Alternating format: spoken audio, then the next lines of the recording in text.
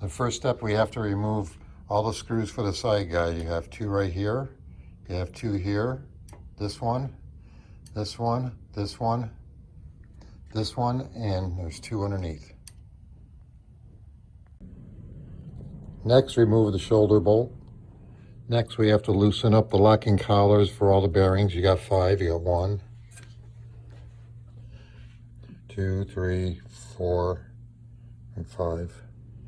With all the screws removed, the locking collars loosened up, we should be able to get the side guide off. You should pull it off slowly. Be careful. If you need to, use a wooden or rubber mallet to help get the side guide off. Now with the side guide removed, the next step is to remove the tram bar. Remove the 2 remaining bolts on the back side, and this will lift up out of the way. These are the 2 bolts to remove. So now with the tram bar out of the way, we have to remove the hardware for the elevator belt. You have 2 bolts. We have a snap ring we have to remove. This collar has to come off. The blue roller has to come off. And we have to undo this elevator lift bar from underneath. Just turn the knob, and then we have to remove that. Remove the snap ring. So now we need to unthread the crossbar. We also need to remove this shoulder bolt too. If you're having trouble removing the crossbar, remove the other shoulder bolt on the back side of the feeder for the vibrator.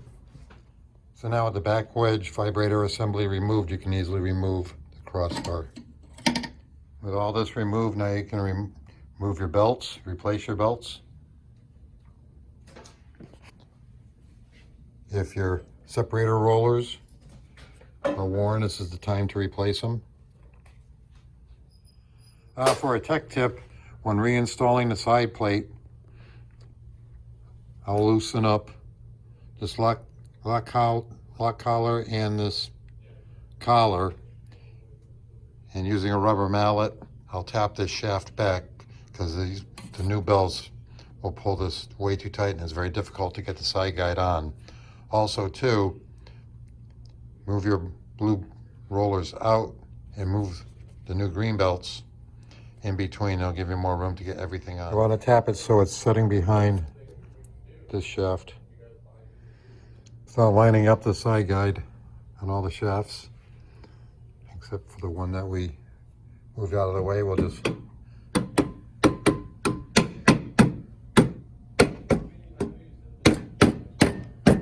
get them put back in place. Next step is replace this bolt and get it mounted in. So now with the center bolt in, you should be able to reach down and pull on the shaft and get it to go back in. If you don't have enough clearance between the shaft that you push back and the collar, you can actually just push the shaft back a little farther.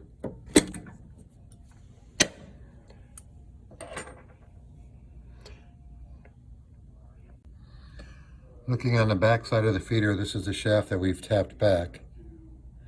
So you're going to want to put that back in so that it's